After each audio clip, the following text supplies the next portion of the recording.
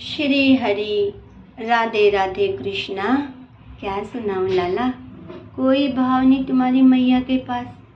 और कन्हैया, ना ही माँ को तुम्हारी पूजा की विधि आती है, न आराधना, न जप, न तप। बस लाला, थोड़ा सा ये तुम्हारा श्रृंगार जो करती हूँ, इसी को सारी पूजा वूजा जब तक सब समझ लेना।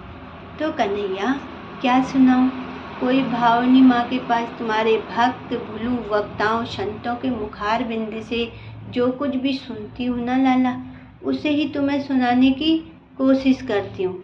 तो कल कहाँ पहुँचे थे कन्हैया?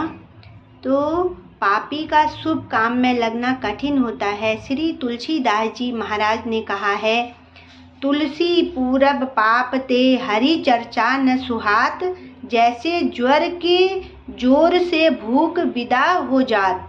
जब ज्वर बुखार हो जाता है तो अन्न अच्छा नहीं लगता, उसको भी अन्न में भी गंध आती है। जैसे भीतर में बुखार का ज़्यादा होता है, बुखार का जोर होता है तो अन्न अच्छा नहीं लगता, वैसे ही जिसके पापों का जोर ज़्यादा होता है वह भजन कर नहीं सकता, सत्संग में जा नहीं सकता। इसीलिए लाला,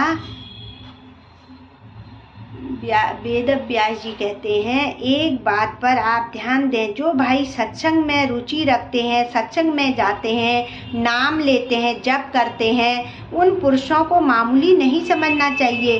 वे साधारण आदमी नहीं हैं, वे भगवान का भजन करते हैं, शुद्ध और भगवान के कृपा पात्र हैं। परंतु जो भगवान की तरफ चलते हैं उनको अपनी बहादुरी नहीं माननी चाहिए कि हम बड़े अच्छे हैं, हमें तो भगवान की कृपा माननी चाहिए, जिससे हमें सत्संग भजन ध्यान का मौका मिलता है।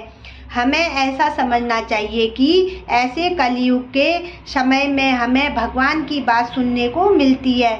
हम भगवान का नाम लेते हैं, हम पर भगवान की बड़ी कृपा है। जैसे नदी का प्रवाह समुद्र की तरफ जा रहा है, ऐसे ही इस समय संसार का प्रवाह नरकों की तरफ बड़े जोरों से जा रहा है। पढ़ाई में, रस्म रिवाज में, कानून कायदों में, व्यापार आदि कार्यों में, जहाँ कहीं भी देखो पाप का बड़े जोरों से प्रवाह चल रहा है। गोस्वामी जी ने वर्णन किया है, कली केवल मल मूल मलिना, पाप पयो निधि जन मन मीना। तो कन्हैया, तुम तो जहाँ जहाँ तुम्हारे भक्त भुलू का प्रवचन कथा चल रहा हो, तुरंत जाया करो और भाव में मुझे भी सुनाया करो कन्हैया।